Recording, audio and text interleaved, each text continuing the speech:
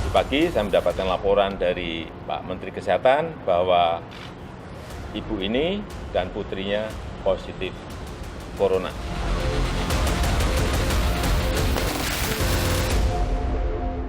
Di negara kita tercinta, Republik Indonesia, hingga saat ini sudah banyak orang yang terinfeksi virus COVID-19 atau yang biasa kita sebut dengan virus corona.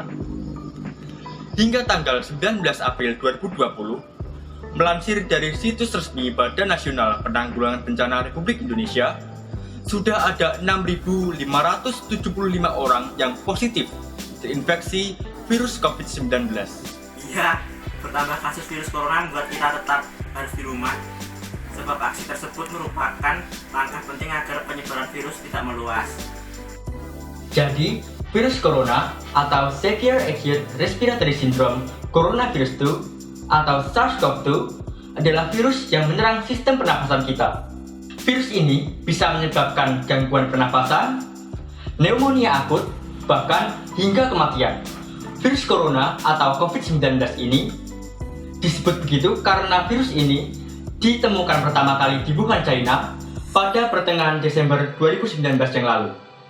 Virus ini bisa menyerang siapa saja, mulai dari bayi, anak-anak, remaja, lansia, bahkan hingga ibu hamil dan ibu menyusui bisa terjangkit virus ini. Adapun gejala awal dari virus corona hampir serupa dengan penyakit flu. Di antaranya demam, pilek, batuk kering, sakit tenggorokan, dan sakit kepala.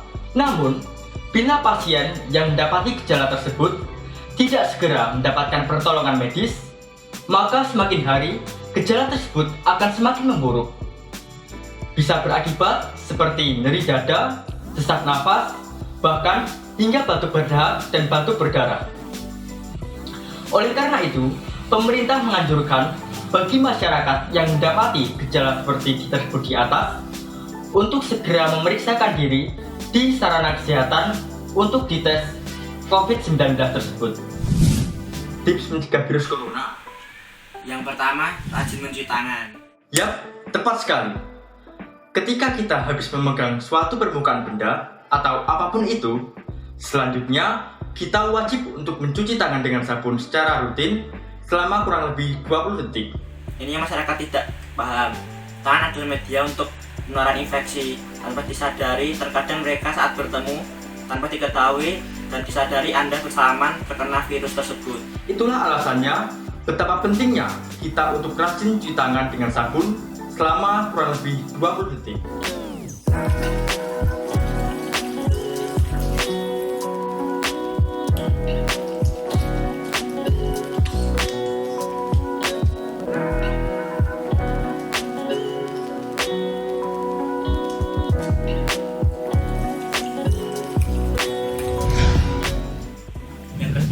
Kita harus jaga jarak 1 meter.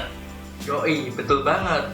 Ini pun kita juga sudah menjaga jarak loh, bahkan lebih dari 1 meter. Karena kita rekamannya di rumah masing-masing.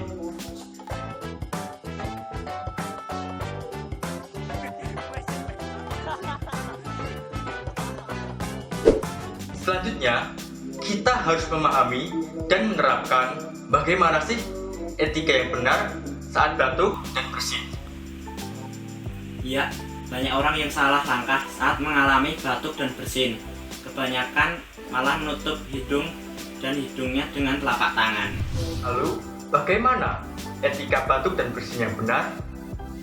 Yang pertama, kita bisa menggunakan tisu untuk menutup area hidung dan mulut kita ketika sedang batuk atau bersin. Dan jangan lupa untuk membuang tisunya ke tempat sampah saat sudah digunakan. Lalu yang kedua, kita bisa menggunakan lengan baju kita untuk menutup area hidung dan mulut kita ketika sedang batuk ataupun bersin.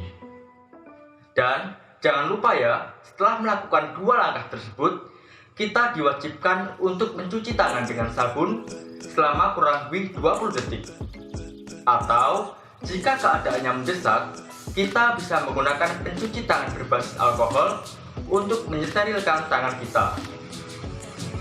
Dan saat kita sedang sakit flu ataupun batuk, kita dianjurkan untuk menggunakan masker supaya orang lain tidak tertular.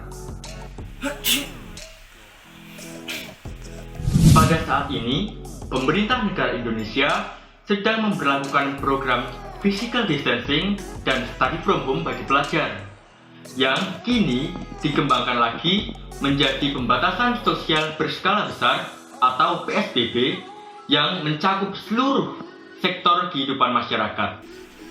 Iya, betul. Nah, pada dasarnya sesuai artinya, study from home itu adalah belajar di rumah, bukan liburan. Tapi ini kan di rumah, Fen, jadi nyaman dan pengennya tuh rebahan melulu. Memang sih, ini adalah hal yang baru pertama kali kita coba. Makanya banyak masalah yang masuk dan belum terbiasa. Agar tidak bosan study from home. Pertama, belajar sambil main musik. Kalau enggak ya mendengarkan gitu. Terus kedua, waktu belajar yang efisien. Ketiga, pelajarilah teknik belajar yang efektif.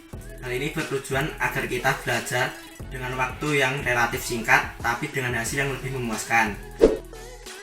Nah, berikutnya nih, yang tidak kalah penting dan bahkan bisa disebut yang paling utama, yaitu beribadah di rumah. Iya, karena untuk sementara tempat ibadah ditutup. Ya, jadi kita harus memanfaatkan keadaan dan ibadah di rumah. Tepat sekali. Jadi, jangan sampai ya, walaupun kita tetap di rumah aja, kita sampai lupa atau bahkan meninggalkan ibadah kita. Jadi, kita tetap harus melakukan ibadah sesuai agama dan keyakinan kita masing-masing. Semoga dapat bermanfaat bagi kita semua untuk ikut serta dalam upaya memutus mata rantai penyebaran virus corona di Indonesia. Dan bila kalian ingin membantu mereka, tetapi masih bingung bagaimana caranya, nah, kalian bisa mengakses link yang tertera di bawah ini untuk mendapatkan informasi secara lebih lanjut. Mungkin kamu memang bisa bertahan, tapi belum tentu keluargamu dan orang-orang di sekitarmu. Dan akhir kata, kami mau ucapkan stay healthy, stay safe. Di rumah aja.